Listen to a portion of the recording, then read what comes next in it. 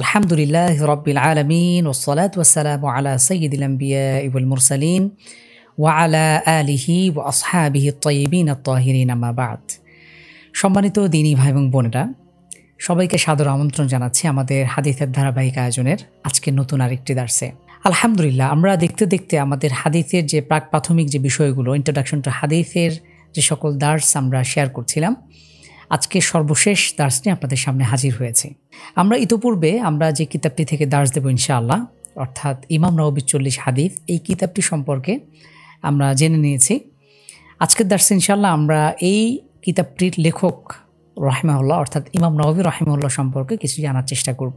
ইলম অর্জনের যে সকল আদব রয়েছে তার মধ্যে অন্যতম একটি আদব হলো আমরা যে সকল মাধ্যমে যে সকল থ্রুতে আমরা ইলম অর্জন করি সেই মাধ্যমগুলোর বা সেই বিষয়গুলোর প্রতি আমাদের সম্মান বজায় রাখার চেষ্টা করা। যে লেখক রাহিমাহুল্লাহ বা যে কোনো কিতাবের বা বইয়ের সংকলক বা লেখক, তিনি যে অনেক কষ্ট ত্যাগ স্বীকার করে যে কিতাবটি তিনি সংকলন করেছেন এবং আমরা যে কিতাবের মাধ্যমে ইলম অর্জন করব, সেই লেখক যদিও তিনি গত হয়েছেন, মৃত্যুবরণ করেছেন অনেক পূর্বেই, কিন্তু তার কিতাব থেকে আমরা এখনও উপকৃত হচ্ছি। তো তার জন্য দোয়া করা এটি ইলম অর্জনের অন্যতম একটি আদব। তো আমরা শুরু করছি ইনশাআল্লাহ। আমরা আগে জেনেছি ইমাম নববী তিনি এই কিতাবটি সংকলন করেছেন।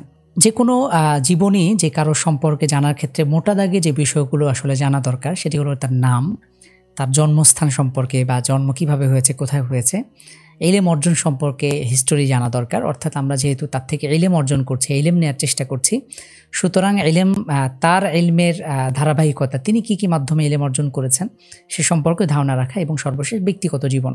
তো প্রথমেই যদি আমরা লেখক রাহিমাহুল্লাহর নামে আসি, মূলত ইমাম নওয়াবী বলে তিনি বিখ্যাত লাভ করলেও তার পুরো নাম হচ্ছে আবু জাকারিয়া মুহইয়্যিদ্দিন ইয়াহইয়া ইবনে শারফ রাহিমাহুল্লাহ। এটি তার পুরো নাম। তিনি মূলত সিরিয়ার দামেস্কের নাওয়া গ্রামে জন্মগ্রহণ করেন 631 হিজরি অনুযায়ী 1233 সনে মুহররম মাসে তিনি জন্মগ্রহণ করেন। এটি সিরিয়ার দামেস্কে নাওয়া গ্রামে। এবং আমরা দেখি যে ইতিহাসে যারাই বড় হয়েছে, যারাই বিখ্যাত হয়েছে, বড় বড় ইমাম, মুহাদ্দিসিন, মুফাসসিরিন কিরামগণ, আইম্মাতুল মুজতাহিদিন, প্রত্যেকেরই আসলে শৈশব থেকেই কিন্তু ইলমের প্রতি টান এবং তারা শৈশব থেকে ইলমের জন্য সব রকম ত্যাগ স্বীকার করতেন। ইমাম নওয়াবী রাহিমাহুল্লাহ তিনি সাবালক হতে হতে একটা সময় তিনি কোরআন হিফজ সম্পন্ন করেন এবং 18 বছর বয়সে তিনি উচ্চতর শিক্ষার জন্য তার গ্রাম ছেড়ে দামেস্কে যান। সে সময় দামেস্ক, সেখানে গেলার জন্য অনেক রকম সুযোগ ছিল। সেখানে তিনি ধীরে ধীরে ইলমের বিভিন্ন শাখা প্রশাখায় আস্তে আস্তে তিনি ব্যুৎপত্তি অর্জন করতে থাকেন এবং তিনি স্কলার হয়ে ওঠেন।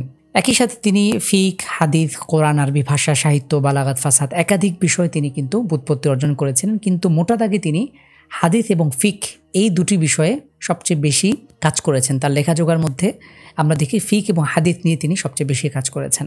অর্থাৎ একই সাথে তিনি এই দুই বিষয়েই পারদর্শী ছিলেন। তার ব্যক্তিজীবন বলতে তিনি ব্যক্তিজীবনে অত্যন্ত সাদামাটা ছিলেন। আমাদের পূর্ববর্তী যারাই সালাফগণ তাদের এটি বৈশিষ্ট্য এবং অনাড়ম্বর চলাফেরা, তাকওয়া এবং জুহুদের অনন্য নজির তারা স্থাপন করে গিয়েছেন। ইমাম নওয়াবী রাহিমাহুল্লাহ তিনিও এর ব্যতিক্রম ছিলেন না। তিনিও ব্যক্তিজীবনে মূলত তাকওয়া এবং জুহুদ অবলম্বন করতেন। তার লিখিত কিতাবসমূহ, তিনি বেশ কিছু কিতাব রচনা করে গেছেন এবং আমাদের কাছে পর্যন্ত অনেক কিতাবই পৌঁছেছে। তার মধ্যে অন্যতম হলো তিনি সহিহ মুসলিমের একটি ব্যাখ্যা গ্রন্থ রচনা করেছেন, আল মিনহাজ ফি শারহি সহিহ মুসলিম। এছাড়াও রিয়াজুস সালিহিন একটি কিতাব রয়েছে। আপনারা অনেকেই জানেন পৃথিবীর যে কোনো প্রান্তে যেখানে মুসলিম কমিউনিটি রয়েছে, মসজিদ, মাদ্রাসা, সেখানেই এই হাদিসের দার্স বা এই হাদিসের কিতাবটি সেখানে রয়েছে।